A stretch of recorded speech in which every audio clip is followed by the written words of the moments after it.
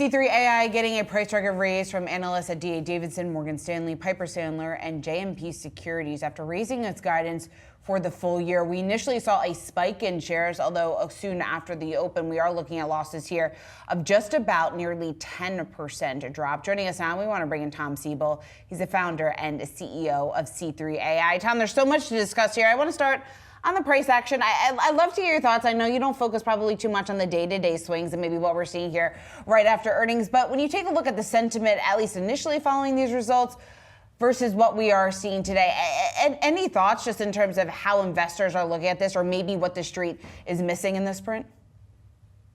Well, markets kind of thrash around a little bit, and yeah, I think yesterday the stock was up huge, so they kind of thrash around. Bottom line, we had a great quarter. I think, 29% year-over-year growth.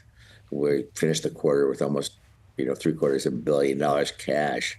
Announced a very, very important strategic alignment with Microsoft, who will be carrying all of our products on their price list worldwide, orderable on Microsoft paper for the next at least 5.5 years. So a huge partnership. Business is good, great partnership. Growth is accelerating. It's net. The stock will take care of itself. It's a positive story. Tom, is part of this story too, that's going to be increased investments as a result of the Microsoft partnership, or at least a furthering, I should say, of the Microsoft partnership here. And the company sounds like it's no longer targeting to be cash flow positive for the full year, 2025 fiscal year. When do you see some of these investments paying off in the long run in order to make sure that investors are not ever questioning what the cash flow positivity equation looks like for the company? Investments are paying off now. They're paying off in growth and accelerating growth. We'll be, cash positive in the fourth.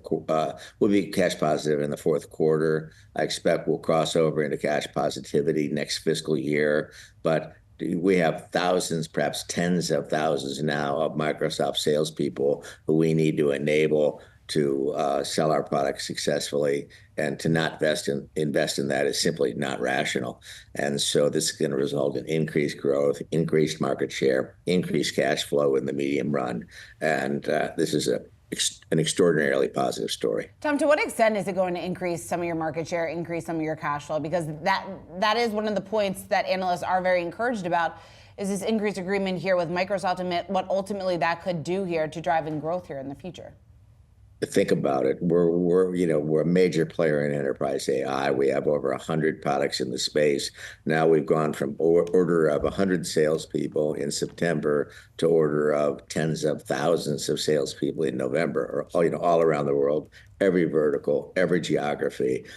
This is huge. This is a growth accelerator, and in the medium run, it will result in massive, I think, revenue growth and massive cash flow. So there's nothing that's not good about this. You've had a long-term strategic alliance with Baker Hughes. Does this partnership with Microsoft offset what is up in the air as analysts and investors are really trying to get a handle on the renewal of that exclusive marketing agreement?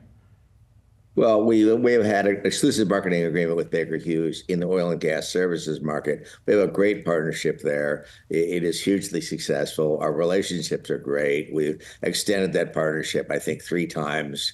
I'll be surprised if we don't extend it again. But let's put this into perspective. Baker Hughes is a $24 billion oil and gas services business with a very small software segment.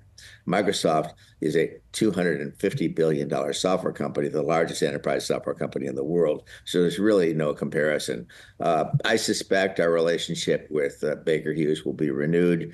Whether I think the decision we need to make is, do we want to be exclusively with Baker Hughes in the oil and gas services market, or do we want to partner with all the oil and gas services providers? Either way, it's a good story, and our business in the oil and gas services market is quite large.